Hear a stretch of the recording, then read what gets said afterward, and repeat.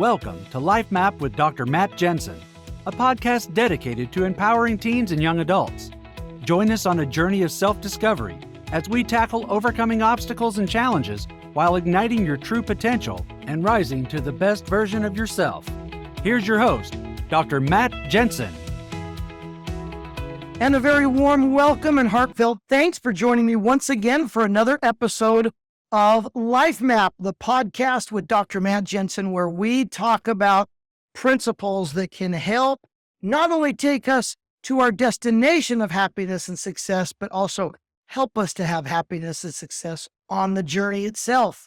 I hope by now some of you have picked up a copy of my book, Lifemap for Teens, 8 Travel Tips to help you navigate your journey to happiness and success. As we break down the topics in that book and as we kind of further explore and we use the quotes of celebrities, researchers, and we do our best to try to bring to you, teenagers, young adults, and any parents or family members that are interested too, to truly unwrap and to truly pull back the layers on what it means to be happy and successful now, and that you can choose to be happy and have success now. There are ways that you can accomplish what you want to accomplish now. And I am just thrilled to be on this journey with you. So thanks for tuning in. And I hope, tell your family and friends about us, because I want to reach out and I want to touch as many people as I can.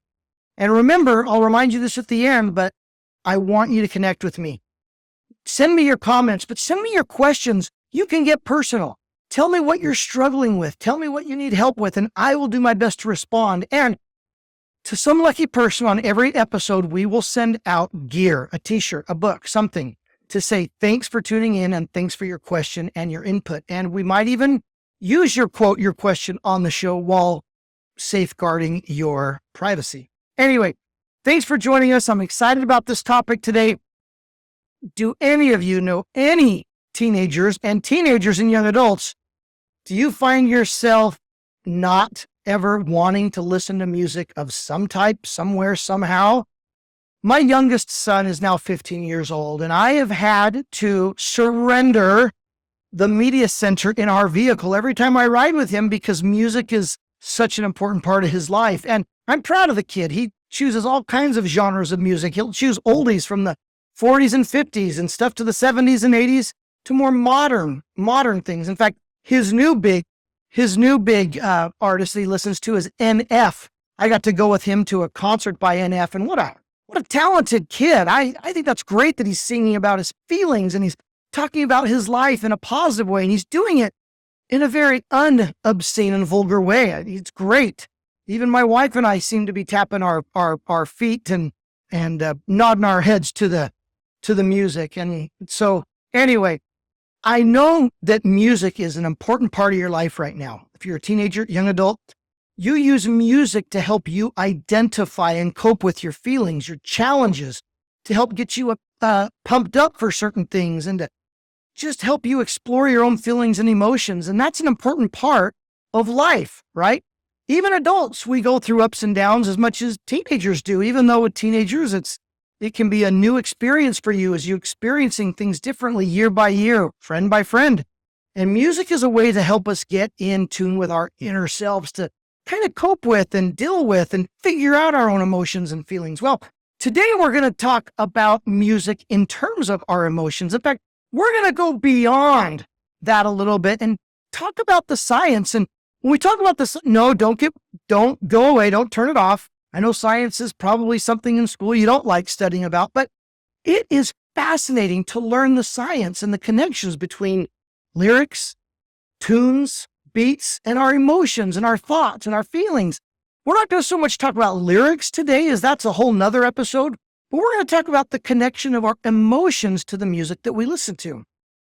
Now, obviously, many of us choose the music based on how we feel. Music can be so much more than that. It can actually help us and provide health benefits if we understand the science behind it. And we're going to get into that as we do it. But I'm going to just open up with a story really quick. And the story is of a young man named Kevin. And there was a book written by his mother, Patricia Heaton. It's It was written about 20 years ago, but it's fascinating to read. I just ordered a copy of it. What it is about is Patricia documents and records her journey and challenges with her son, Kevin. Now, Kevin, at around 4, 5, or 6 years old, was exhibiting signs of different behaviors that are starting to get more common, like ADHD and other type of behavioral challenges, but he eventually became diagnosed with the disorder of Tourette's syndrome. Now, many of us with Tourette's syndrome associate that with loud, obnoxious, random outbursts. And while that is true with Tourette's syndrome, the more common form of Tourette's syndrome is other types of tics and behaviors that are hard to control. Behaviors with things that we do, things that the patients that have Tourette's syndrome do with their eyes, their mouths, and their arms and their legs. It's kind of these uncontrolled tics, which are repetitive behaviors or movements. And obviously, if those tics and movements are done often or in inappropriate times or places, it can cause unwanted attention, can cause teasing and bullying, right? And some people with ADHD or Tourette's syndrome or other of these behavioral disorders or problems are often, too oftentimes, they are the victims of bullying, judgments, but even more common and can even be more sad is not being included, not having friends that are there to watch out for them. Anyway, this started to become an issue with Kevin as he grew, and Patricia, the loving, doting mother that she was, her heart ached for how she could help her son because it was starting to isolate him more and more and more. Not to mention some of the more negative or violent behaviors that can eventually come with a disorder like Tourette's syndrome. Well, in her book, Kevin and Me, Patricia talks about how she discovered the magic of music therapy and the power of how music can help us dial in our emotions that eventually leads to control of our actions. Now, have you ever thought of that music can be used not only to help us dial in our emotions, but it can eventually help us to overcome or change our behaviors? So this is fascinating to me because as I look back my times in my teenage years, my young adult years, music was important to me. Man, I loved a good song by Led Zeppelin. I loved Def Leppard. I loved AC/DC. I loved all those glorious 70s and 80s and even early 90s rock bands. And it was a way to express myself, my energies. Now, I tried to stay away from music with negative lyrics because I was raised in a home where my parents tried to teach me good principles. But like any teenage boy, I got into trouble from time to time. But overall, I liked to use music to help propel me forward, right? Well, have we ever thought about music as helping us to course correct certain things in our lives? Now, I'm not saying that music, after reading all of these studies that I'm going to share with you and these stories, that music is a wonder drug that can completely change the trajectory of your life. No, what I'm saying is that music can be an aid to help us dial in and focus on our emotions and our feelings. And by doing that, it can then give us the motivation or the extra, bump that we need to do something or to start acting differently. And so I want to take you now as we go away from this story. And by the way, that story of Patricia and Kevin goes from this really challenged young man throughout his early years and through his teenage years into just one of the most kind and gentle human beings. And Patricia sees the change of course correction is having its origin back when she began to use music as an aid to help with Kevin's feelings and behaviors. It's a fascinating read. I highly recommend it. But let's go on to talk about some of the things that you already know. Have you ever noticed the music when you walk into certain department stores? Kohl's, Walmart, whatever it is, Target. There's music playing. Is it loud, obnoxious music with aggressive beats and high energy? It's not, is it? It's music that has more of a calming effect. Why do you think that is? Not many people choose to listen to that music in the cars or in their homes. I certainly don't. But they do it because the emotion that's involved is a calming effect. Now, imagine the owners and proprietors of these stores. Do they want people shopping to music that's going to make them feel energetic, high epinephrine. What does that do to the shopping experience? It speeds it up, right? No, they want calming music so that you take your time. You don't feel rushed. You don't feel hurried. You don't feel pressure, which means you might spend a little bit more time looking and probably buying more items, right? Okay, now let's contrast that with restaurants. Restaurants that are serving, fast food or other food, and it's high energy and it evokes that kind of emotion within us. It evokes a high energy, hip, fun, exciting place to be. Well, why is that? Is that because they want you to stay a long time? No, they want you to order your food and move on so that other tables can be freed up for more patrons and more customers. And so the higher energy the music, they're trying to create an experience of, they want you to have pleasurable experiences and recalls. They want you to have a great time while you're there eating their food. And they want you to associate eating their food with good emotions that come from that music. But the other part of it is, they don't necessarily want you to stay 3 and 4 hours like you would at some 5-star restaurant where they take 20, 30 minutes between courses. And because of the price, they want you to have a good experience. No. Let's talk about another example. Have you ever been to a football game, a college football game, pro football game, maybe even high school football games? They do this. They put out this music that's meant to stimulate high energy, aggression, right? In other words, you've heard it. You've heard players say, that kind of music pumps me up. What does pump me up mean? Pump means that adrenaline pump, right? That high energy feeling that leads them to feeling like they have quicker reflexes, quicker moves, being quicker, stronger, faster on the field, right? You don't hear them listening to the same music at warm-ups at a basketball or football game as you hear in the department store, classical instrumental music. No, that's going to put those athletes to sleep, isn't it? No, but that's the science of music and the way that music plays on emotions, and those emotions eventually lead to behaviors, right? The athletes, for example, they want to be quick. They want to be aggressive. They want to be successful. In other words, they need lots of energy to accomplish what they want to do as athletes. So they listen to music that fuels the emotions that will help then fuel and bring about the physical or behavioral side of the music. Now, maybe athletes and a lot of us don't put together those natural steps, those scientific steps of the music, emotion, behavior string, but they know that by listening to this kind of music, it puts them in the right frame of mind that they want so they can go out and perform the best that they can, right? Well, there are studies after studies that show this link between the type of music and the emotional response to the behavioral outcome. And so I want each of you to think about that for a minute. Let's think about the music that you listen to. What kind of music do you listen to on the way to school? What kind of music do you listen to after school? What kind of music do you listen to with your friends? And what kind of music do you listen to when you're sad, when you're down? Do you listen to music that feeds into being sad and being lonely and being upset? Well, we choose these certain types of music because of the type of emotion that we're trying to connect with. Now, if we all know that, have you ever thought of using music to help change your emotional output? In other words, if you're angry, if you're upset, if you're mad, if you're sad, have you thought about using music that would eventually help you go from a more negative emotion or negative mood to a more positive mood? Try it sometime. If you're sad, if you feel like your friend has let you down, if you got a bad grade on a score, instead of listening to a music that's going to feed a negative, sad, lonely emotion, try listening to some music that is upbeat with positive lyrics and see if that puts you into a more positive mood.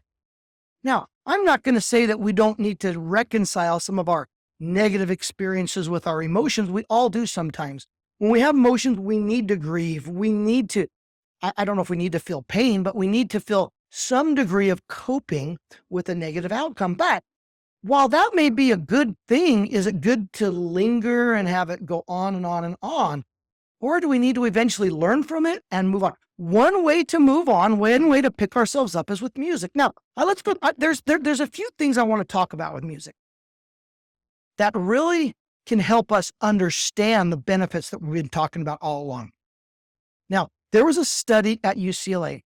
It just came out recently, actually. And again, I will post the resource here in the notes of the show.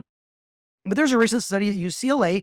Now, you may think this is all common knowledge, but when you think about the benefit, now that we actually know this for sure, the benefit and the application, it's remarkable.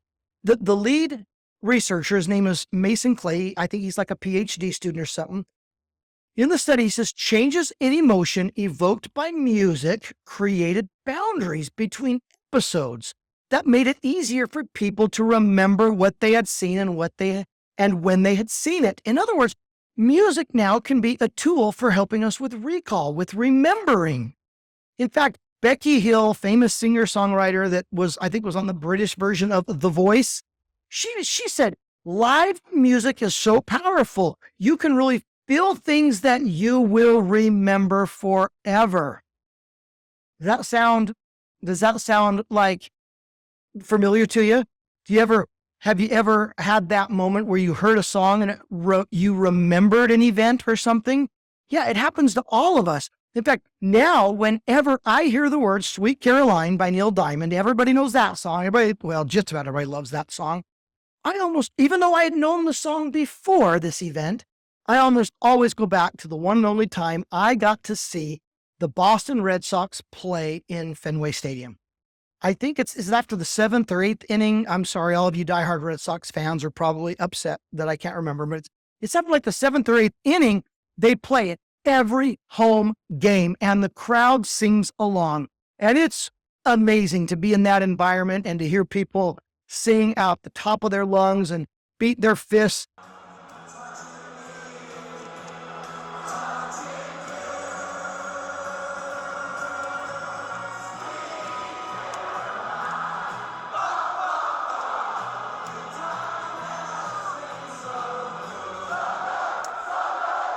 So good, so good, so good. Forgive me, I'm not a singer, but I get excited just thinking about that environment with that song. Now, if that song wasn't there, would I have that same memory? I probably wouldn't.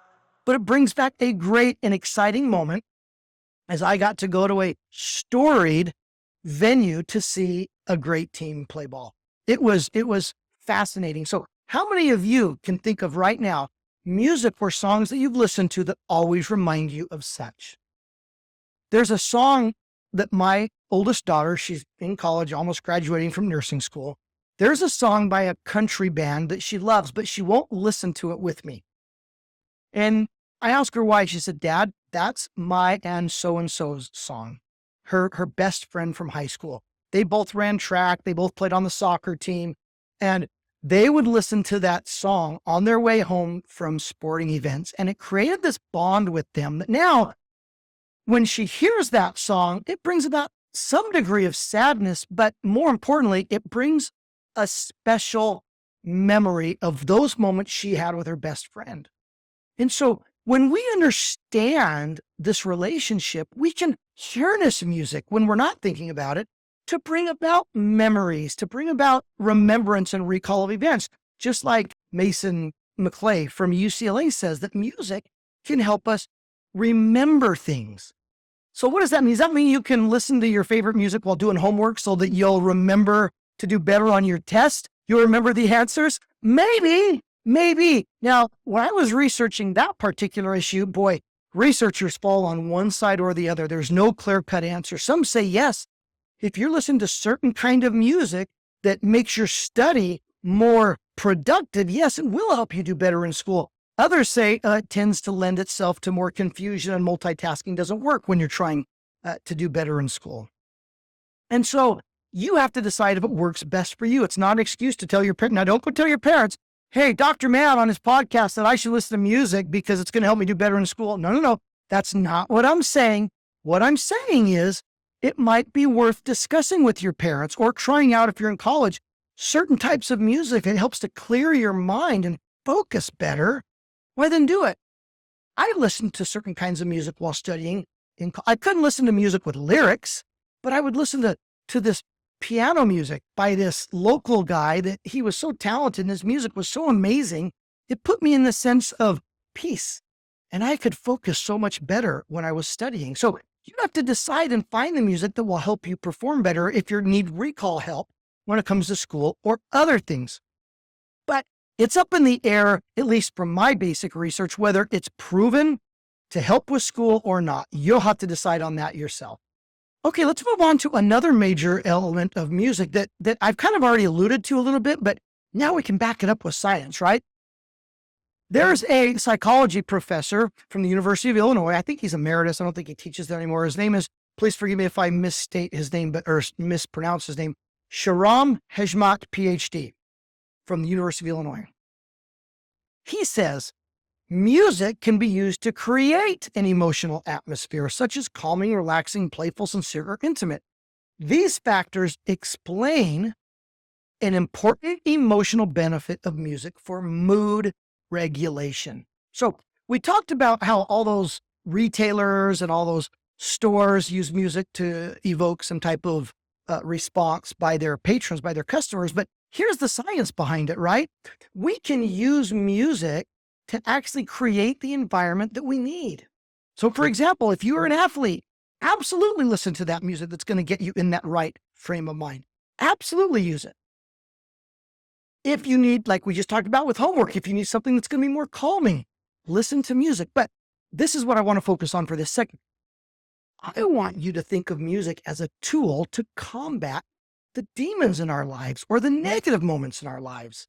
Ask yourself, when I come home from school, do I go up into my room and do I put my headphones on and focus in on my screen and try to block the world out? Now, sometimes that's okay. Sometimes we need time for ourselves. But if we're doing that over and over and over again, and the music that's on our headphones is negative or dark, or heaven forbid, it's violent music, what's that going to do for us in our personal lives when it comes to our behaviors? It's going to create negative behaviors, right? It's going to create less than optimal growth opportunities. Or if you find yourself constantly listening to negative music or music with violent lyrics, again, we're not talking too much about lyrics, but if you find yourself listening to music that's negative and causes aggressive behaviors with the lyrics, then you need to ask yourself, what am I doing for myself? What's this music as a tool? How is it helping me in my life at all? If it's even helping you at all? If you need a change of direction in your life and you know it, and by the way, I'm not here to tell you that you do or you don't.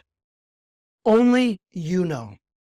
If you need a change of direction, if there's something not going right in your life, one tool that you have at your disposal is the music that you listen to. If you find yourself not connecting well with people, if you find yourself wanting to be a loner and you get what we call group anxiety or people anxiety, maybe you need to listen to music without headphones so that you're aware of what's going on around you in addition to your music. And maybe you can listen to your music when you're around people. Now, I know that's a catch-22 because when you're listening to headphones, when you're around people, that sends the message that I don't want to interact. But this could be kind of a process, right? Where you slowly start to learn and associate good music with being around people. You got to try it. You got to see what works. But whatever your challenge is, if you are a victim, and I just feel like I have to go off topic just for a second here. If you are a victim of abuse, bullying, if you're a victim of addictions, anything that is some of the deepest, darkest, and hardest challenges that we have in life, I want you to know something. First of all, my heart is with you. I will never pretend to know what you're feeling, but I will cry. And part of the purpose of my podcast, part of the purpose of my website and my speaking and coaching with teens and young adults is that I want to be a force for good for you. And that's why I invite you over and over again, connect with me, send me a comment or a question on one of my social media channels. I will try to get back to you and answer every question because I want to help you. Now, if you find yourself in some of these darker situations, abuse, bullying, addiction, if you're in a home where you're subject to those, I want you to know that there is hope. You will have an opportunity, if it's not tomorrow, and if it's not next year, to be able to right your ship. Music is one of the few things, in most situations, not all, that you can choose to make a positive impact on your life. It's so common for those that are in abusive homes, abusive relationships, to recoil even deeper into that world with negative music that supports or even talks about them. Now, while I am an avid supporter of freedom of speech, and everybody has their chance to express themselves through music or whatever, we have the choice whether to listen to it and to let it affect us. So if you find yourselves entrenched in one of these difficult circumstances, music is one of the first steps or first tools that you can use to begin to pull yourself out. Find music that speaks of hope.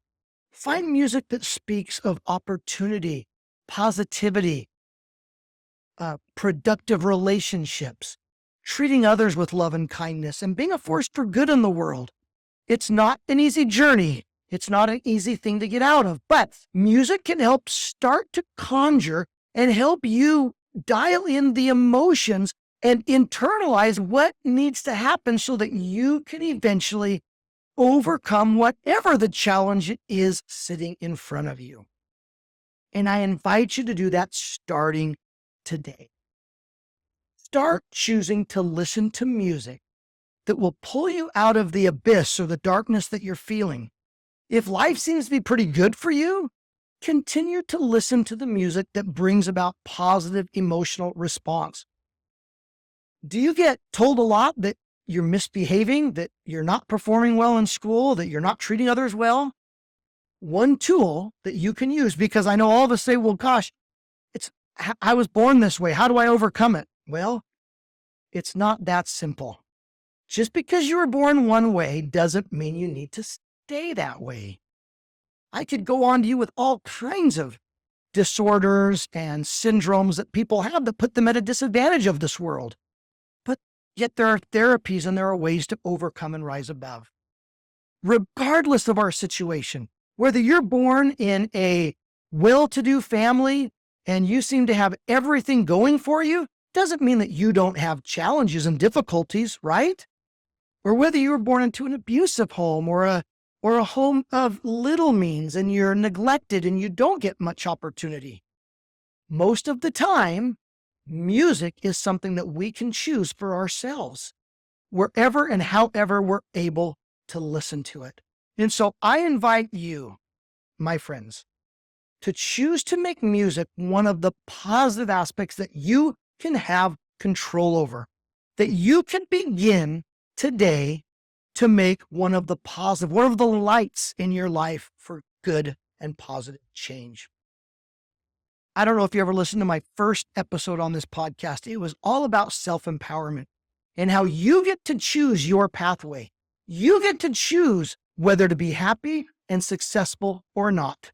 Music is one of the tools that you can use to make that journey to the destination that you want. Now, a quick word. We've touched on it a little bit, but a quick word on music that has aggressive or vulgar or obscene lyrics and messages.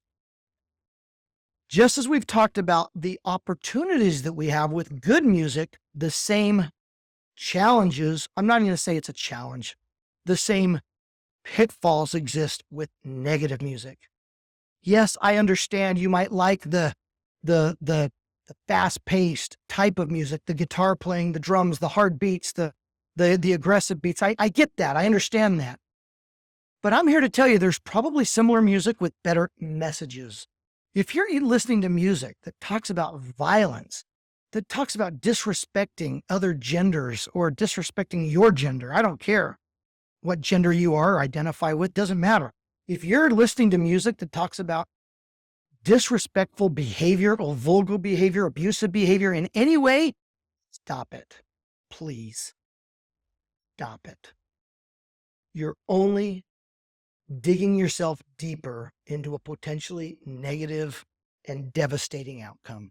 Hey, I liked my rock and roll, hard rock music in high school as well, but I tried to do it in a way that had positive lyrics, positive messages at least, and nothing negative.